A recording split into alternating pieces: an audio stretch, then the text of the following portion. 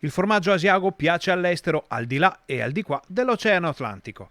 Il consorzio che tutela il formaggio asiago consolida l'export, segnando un più 30,8% a gennaio di quest'anno rispetto allo stesso mese del 2021.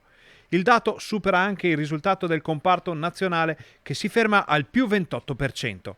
Il consorzio punta quindi con decisione sulla ripresa dei mercati internazionali, avviando una serie di azioni mirate e coordinate che sono destinate a incrementare ulteriormente la quota delle esportazioni nei mercati storici della specialità veneta e trentina.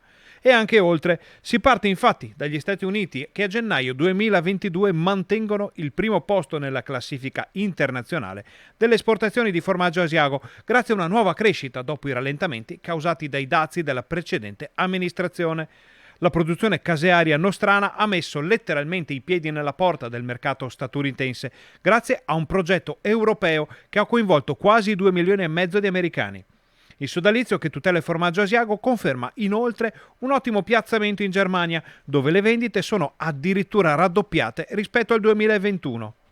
Un andamento particolarmente positivo si registra pure nella Repubblica Ceca. Proprio per questo il consorzio di tutela ha scelto di coinvolgere questi due mercati in un ulteriore progetto triennale cofinanziato dall'Unione Europea del valore di oltre 3 milioni e mezzo di euro, dedicato al mercato di estimatori e consumatori dei prodotti di alta qualità. Il progetto unisce l'Asiago DOP ad alcune delle più importanti eccellenze venete, come i vini della Valpolicella, il riso Vialone Nano e l'olio extravergine del Garda, in un articolato piano di promozione dedicato sia ad operatori professionali che al grande pubblico.